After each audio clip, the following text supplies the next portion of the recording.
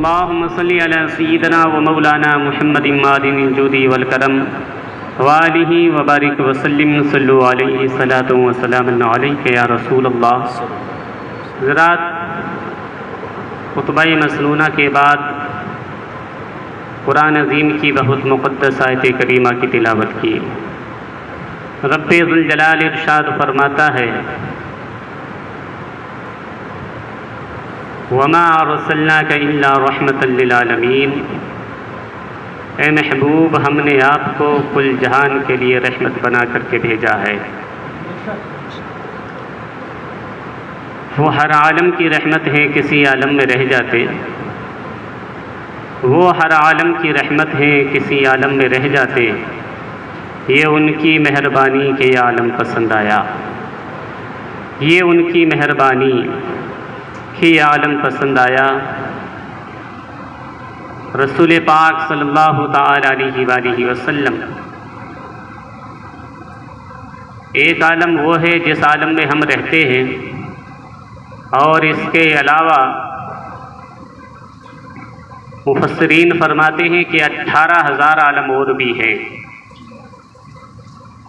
जिस तरह हम यहाँ आबाद हैं, इसी तरह से अल्लाह ताला की मखलूक और भी आबाद है। 18,000 आलम हैं, और हर आलम में अल्लाह की वहदानियत, अल्लाह की सना, अल्लाह की तौसीफ हो रही है। जहाँ जहाँ खुदा की रबूबियत है, और ये 50 रुपये जो है सद्दाम भाई ये मस्जिद में पेश कर रहे हैं, अल्लाह तबारक व तआला कबूल फरमाए, दारैन की सआदतों से मालामाल फरमाए। आप हजरात भी मस्जिद का ख्याल फरमाएं और मस्जिद के लिए ज़्यादा से ज़्यादा ताउन फरमाएं। अल्लाह रब्बुल इज़्ज़त ने 18,000 आलम और बनाए, और हर आलम में अल्लाह की इबादत करने वाले मौजूद हैं। कायनात का एक एक ज़र्रा अल्लाह की इबादत में मसरूफ़ है। जहाँ जहाँ खुदा की खुदाई है, वहाँ वहाँ मुस्तफ़ा की मुस्तफ़ाई है। जहाँ भी खुदा का जिक्र है, वहाँ मुस्तफ़ा की सना भी है। जहाँ खुदा के मानने वाले हैं, वहाँ मुस्तफ़ा के जानिसार भी हैं। क्योंकि अल्लाह रब्बुल इज़्ज़त ने अपने हबीब के नाम को अपने नाम के साथ जोड़ा है। इसलिए जहाँ भी खुदा का जिक्र होगा, वहाँ मुस्तफ़ा का भी तज़किरा होगा। 18,000 आलम हैं। हर आलम में आका अलैहिस्सलातु व तस्लीम के उम्मती हैं।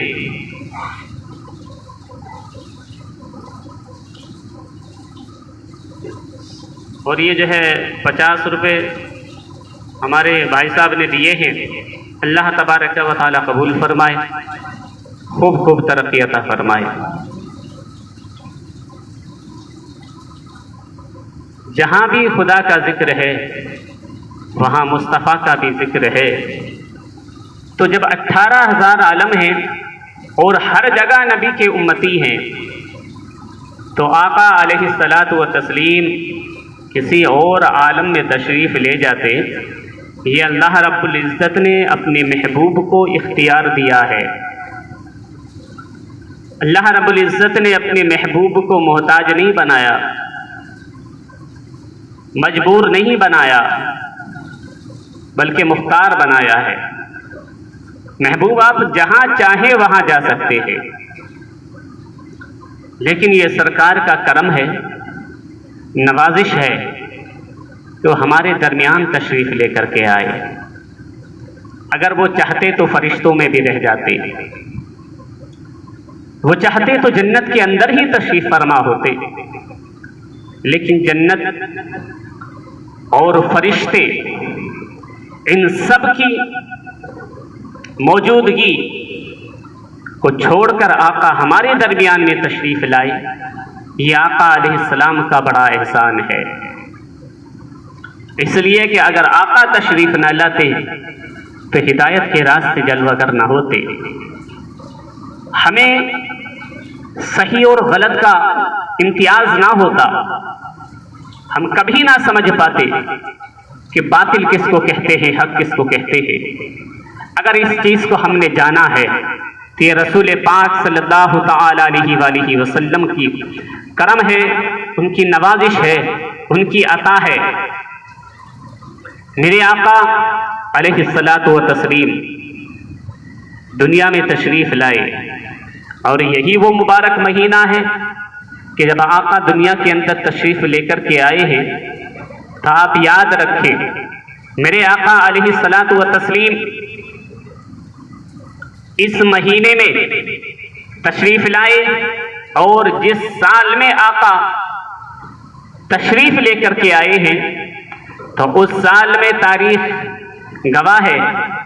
मुफस्सिरीन और फ़लसफ़ी हज़रात इस बात की तायीद करते हैं कि जिस साल में आका की विलादत हुई है उस साल में किसी बेटी की पैदाइश नहीं हुई।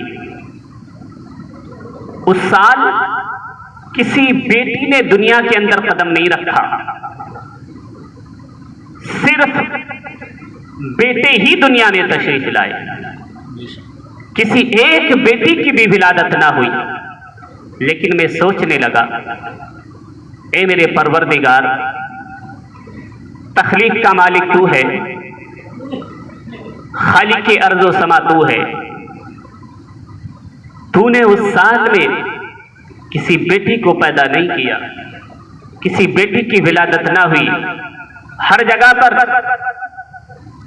सिर्फ बेटे ही आमद हो रही है, जबकि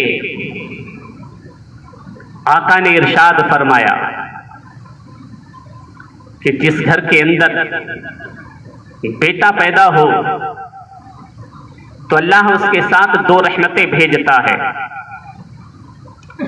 जब बेटा पैदा होता है अल्लाह दो रहमतें उसके साथ भेजता है, लेकिन जब बेटी पैदा होती है तो अल्लाह उसके साथ 10 रहमतें भेजता है। वहां पर 10 रहमतें लेकर के आती है, बेटा आता है 2 रहमतें लेकर के आता है। लेकिन मेरे परवरदिगार उस साल, जिस साल में आका की विलादत हुई, किसी बेटी की विलादत ना हुई। आखिर क्यों?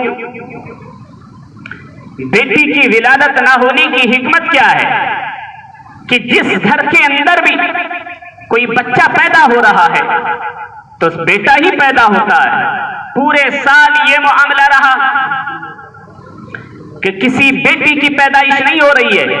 हर जगह पर जिस घर के अंदर भी देखो, अगर बच्चे की आमद की इतला हुई है तो इतला यही मिल रही है कि बेटा पैदा हुआ, बेटी पैदा नहीं हुई। आखिर वजह क्या है? वजह यह है इसलिए कि आक़ाए नेमत रहमतुल लिल आलमीन बनकर तशरीफ लाए हैं। मेरे आका दुनिया के लिए रहमत बनकर के आए, और अगर उस साल अगर बेटियों की पैदाइश होती, बेटियों की विलादत होती, तो ये अरब के लोग, इनका मिजाज ये था कि जैसे ही बेटी पैदा होती है तो इस बेटी को ये जिंदा ही जमीन के अंदर दफन कर देते हैं। अगर उस साल में भी बेटियां पैदा होती और इसी तरीके से बेटियों को जिंदा दफन किया जाता तो रहमतुल लिल आलमीन की शान पे फर्क पड़ जाता कि आका तशरीफ लेकर के आए हैं। जिस साल में आका की आमद हुई है, रहमतुल लिल आलमीन की आमद हुई है, उस साल में भी बेटियों को जिंदा दरगोर किया जा रहा है, जिंदा दफन किया जा रहा है। उस साल में अल्लाह रब्बुल इज्जत ने बेटियों को पैदा ही ना किया ताकि मेरे महबूब की शान पे कोई आंच ना आ जाए, मेरे महबूब की शान पे कोई फर्क ना पड़ जाए। आज किसी घर के अंदर बेटी पैदा ना होगी ताकि पता चल जाए अब बेटे ही पैदा हो रहे हैं, बेटियों की विलादत नहीं है। दुनिया समझ जाएगी कि अब बेटियों की इज्जत बचाने वाला आ गया है, अब आंसू पूछने वाला आ गया है, अब मजलूमों के दर्द को बांटने वाला आ गया है। अब जो बेवाओं के ऊपर जुल्म किया जाता है, अब बेवाओं को सीने से लगाने वाला आ गया है। मेरे आका अलैहिस्सलातु व तस्लीम ने इरशाद फरमाया, ए लोगों, मैं 3 चीजों से मोहब्बत करता हूं, मैं 3 चीजों से मोहब्बत करता हूं। वो 3 चीजें कौन कौन सी? आज अंदाजा लगाएं, इन 3 चीजों की अहमियत बिल्कुल ना के बराबर। पहली चीज, मेरे आका इरशाद फरमाते हैं, मैं मिसवाक से मोहब्बत करता हूं। पहली चीज है, 3 चीजों से बेइंतहा मोहब्बत। पहली चीज, मैं मिसवाक से मोहब्बत करता हूं। आज पूरी बस्ती का जायजा लेके देख ले, गालिबन कोई ऐसा घर होगा जिस घर में मिसवाक नजर आती हो। हर तरफ ईसाई की देन, यूरोप की देन, यहूदियों की देन, पाउडर नजर आएंगे, ब्रश नजर आएंगे, मगर मिसवाक जो नबी की देन है नजर नहीं आएगी। मिसवाक से घर खाली है और मिसवाक के फायदे इतने हैं। अल्लाह के नबी ने इरशाद फरमाया कि जिन बीमारियों का इलाज दुनिया के अंदर 70 ऐसी बीमारियां कि जहां डॉक्टरों के पास उसका इलाज ना हो, मिसवाक करने से वो बीमारियां खत्म हो जाती है।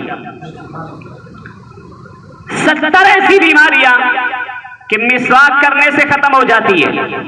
और आका इरशाद फरमाते हैं, मिसवाक करने से, ये नबी का फरमान है कि मिसवाक करने के बाद जो नमाज पढ़ी जाती है, अल्लाह रब्बुल इज्जत उस नमाज में 400 गुना ज्यादा सवाब पैदा कर देता है। उस नमाज के अंदर 400 गुना ज्यादा सवाब मिलता है। पहली चीज मिसवाक। दूसरी चीज, मेरे आका इरशाद फरमाते हैं, मैं खुशबू को पसंद करता हूं, खुशबू पसंद करता हूं। आज खुशबू के नाम पर परफ्यूम का इस्तेमाल किया जा रहा है, जबकि परफ्यूम के अंदर खुशबू नहीं होती, बदबू होती है, इसलिए कि उसके अंदर शराब की मिलावट होती है। और जब शराब जिस चीज के अंदर डाल दी जाए, अल्लाह के नबी ने इरशाद फरमाया, अगर किसी कुएं के अंदर शराब का एक कतरा पड़ जाए तो पूरे कुएं का पानी नापाक हो जाएगा। एक कतरा पूरे कुएं का पानी नापाक। तो उसके अंदर जबकि मिलावट है, तो जिस कपड़े के ऊपर तुमने लगाया तो यकीनन वो कपड़ा भी नापाक हो गया। मेरे आका ने खुशबू को पसंद फरमाया, और खुशबू वही है जो इत्र की शक्ल में आज हमारे सामने मौजूद है।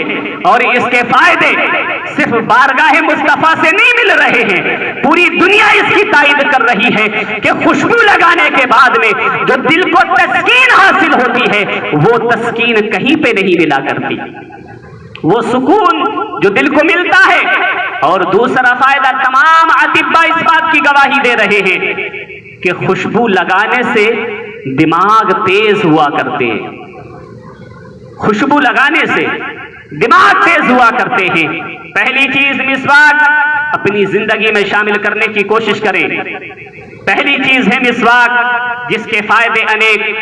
दूसरी चीज खुशबू जो इत्र है। और तीसरी चीज, मेरे आका ने इरशाद फरमाया, मैं औरत को पसंद करता हूं। तीसरी चीज क्या है?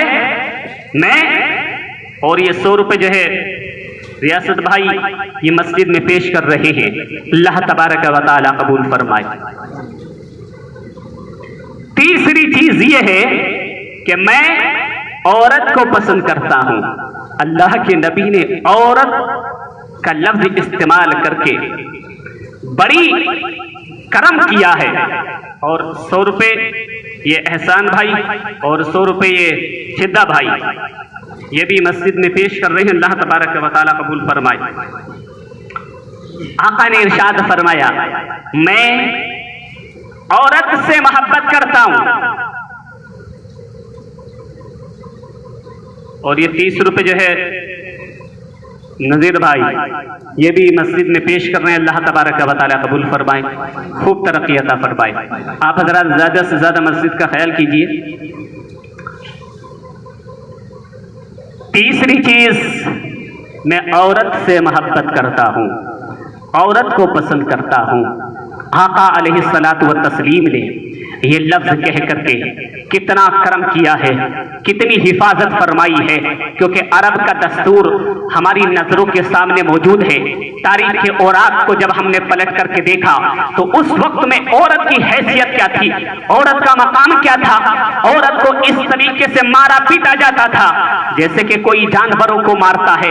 औरतों का इस्तेमाल ऐसा था जैसे कि भेड़ बकरियों का इस्तेमाल होता है। इससे ज्यादा, जानवर से ज्यादा इज्जत औरत को नहीं मिल रही थी।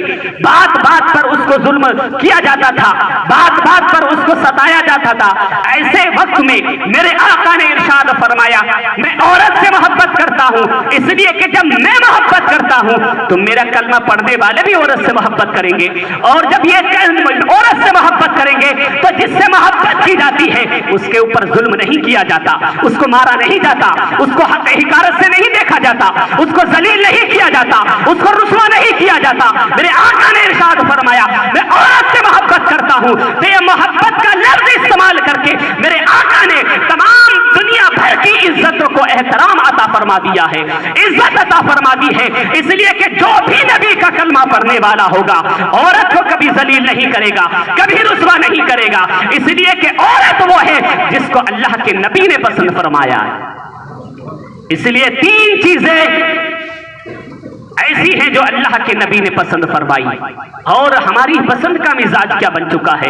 आज हमारा मिजाज अल्लाह के नबी सल्लल्लाहु तआला अलैहि वसल्लम से सच्ची मोहब्बत करके देखें, और जब मोहब्बत करके देखेंगे तो देखिए इनाम क्या मिलने वाला है। मेरे आका ने हजरत अबू बकर को एक अंगूठी अता फरमाई और फरमाया कि इस अंगूठी के ऊपर अल्लाह का नाम लिखवा करके लाओ, इस अंगूठी पर अल्लाह का नाम लिखवा कर लाओ, अल्लाह का नाम इस पे मुनक्कश किया जाए।